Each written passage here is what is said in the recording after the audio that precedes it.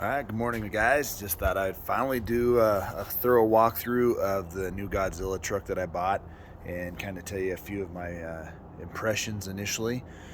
We can talk a little bit about some fuel economy and everything like that. So without further ado, let's get to the truck.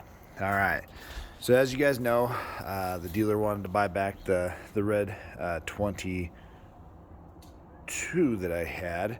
I actually made more selling it than when I bought it, so it put me in a good spot. So this bad boy is an XLT F250 with the 7.3 Godzilla.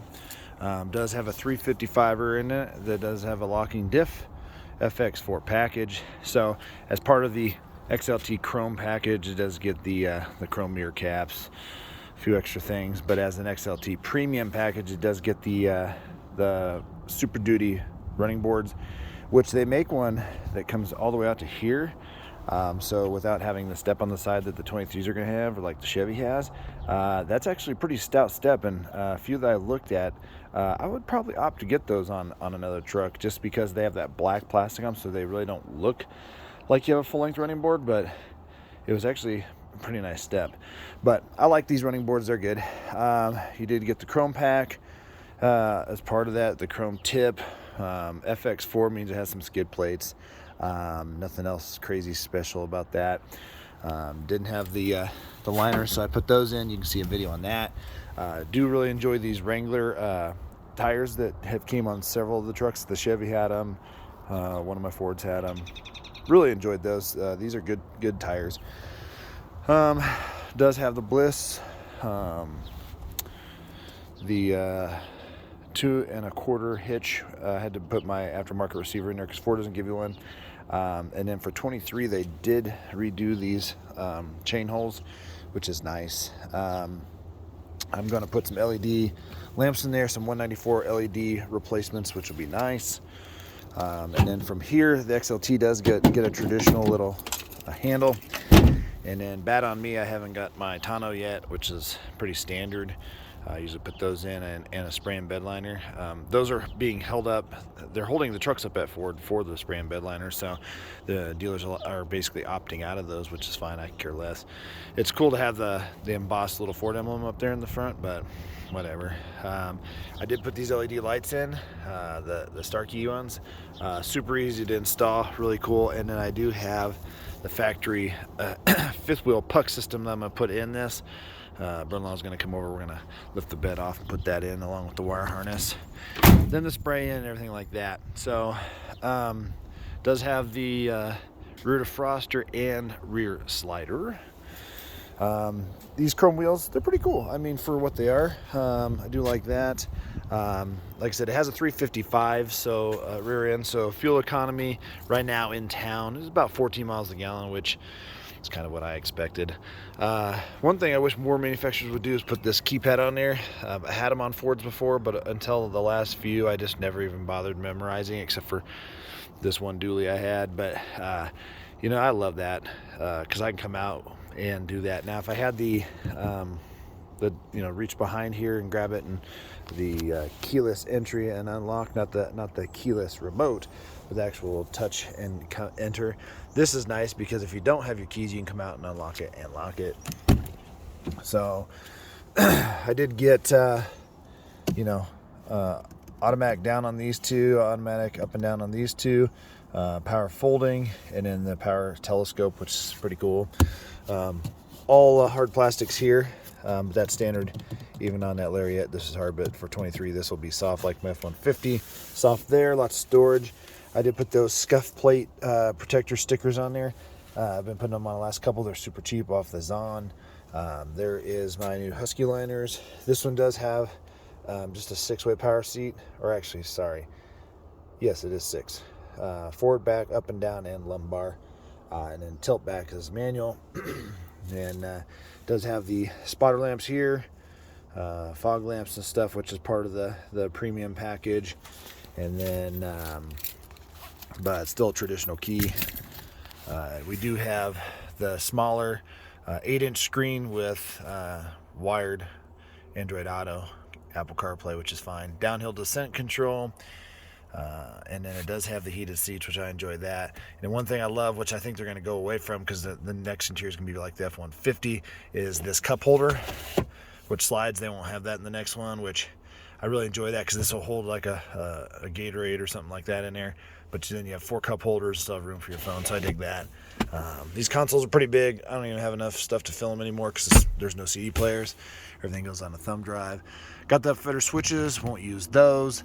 Yeah, so let's go to the back seat.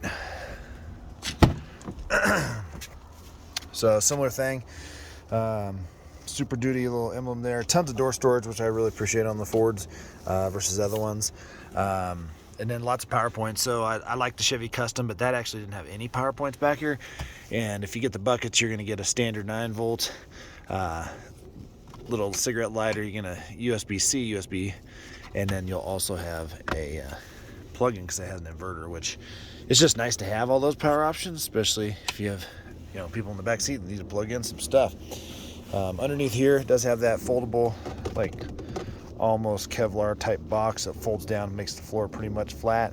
But what's cool about it is you can put crap in there and then put this down, and then you can actually put your ignition key, which if you have the key fob that's just an entry one, you'd have to pull out to lock it. But it does give you some security. You can lock it independently, so this side to be locked. You just remember to lock both. Got my Husky Liners exact contours here. Those are good. And then it does have the LED lights inside, which is nice. Makes it bright. And then let's climb in here and fire this bad boy up. All right. So, all in all, I've driven about 600 miles on this bad boy. Just got fuel this morning, so that number right there is going to be a little bit skewed. I run ethanol free in here, but it is E10, E15 capable. That's not to be confused with E85. But it's really pretty in here at night for even being an XLT. It's pretty basic.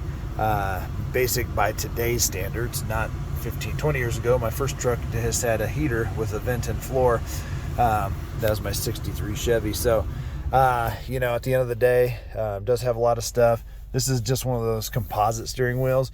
Had a little nub on the back. You can see 3 little dots. So it probably came out of the mold. Had to use a emery board to file that down because that was driving me nuts. But just shy of that, pretty basic. This screen right here just tells you some of your options when you go through here and everything. But I mean, for what it is, it's a nice little center to look at.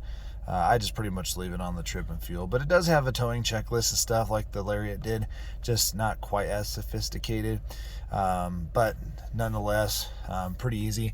One thing I can appreciate about Ford is when I hop in, you can see the little green leaf down there. So you come to your stock right here and you push this drive mode selector. It brings up Eco, which I drive in most of the time, Slippery, which is basically kind of just depowers that rear end stuff. It's not a 4-wheel drive mode. Now this one right here, Deep Sand, it's actually going to put the truck in 4-wheel drive, and it'll say a 4-wheel drive is recommended, so you can reach down here and click the selector. But I don't really mess with that kind of crap. Normal mode, you have all the beast mode going on, and then you have the tow haul. But I like me an Eco. But what's nice is this truck, once you get in it, if it's within probably about 24 hours, it'll pop up when you start saying, hey, do you want the truck to stay in Eco? You just hit OK right here, which is nice.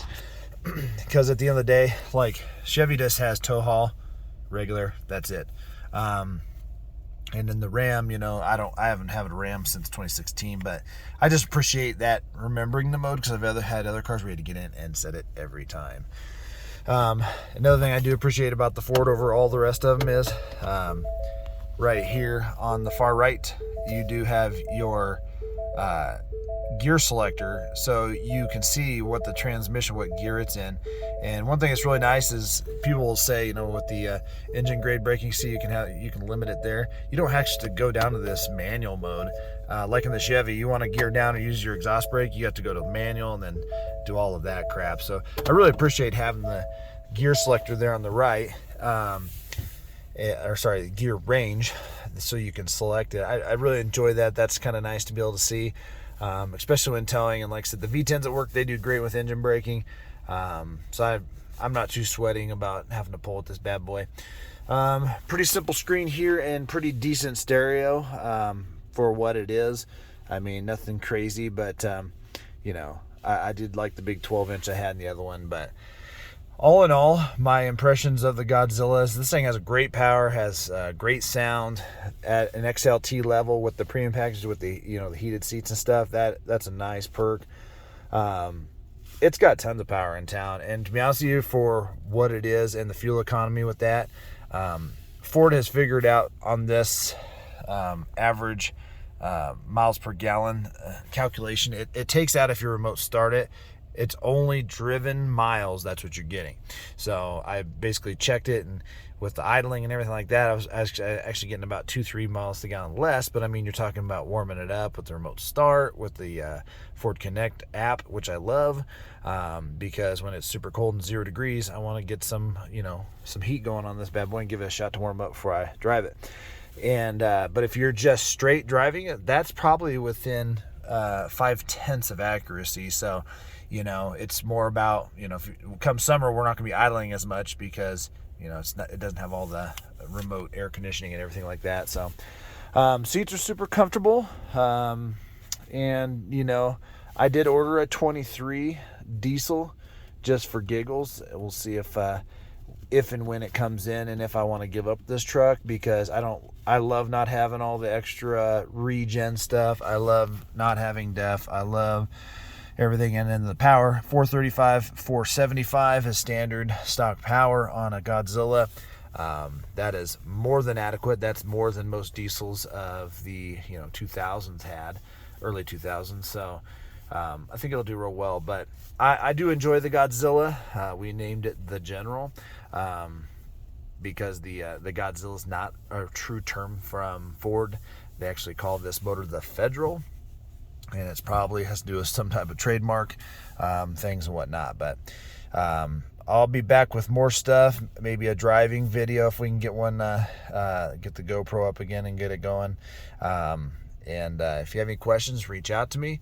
Drive safe out there, and you know, I'm trying to see if I can get my subscribers up and everything, so I can maybe eventually get more into these videos and do more videos instead of working, you know, 15-16 hours a day at my normal job. Maybe cut back to just a normal 10 and stuff. So go ahead and click the subscribe, and if you don't like my videos, it'll help me out getting there. And until the next time, guys, drive safe.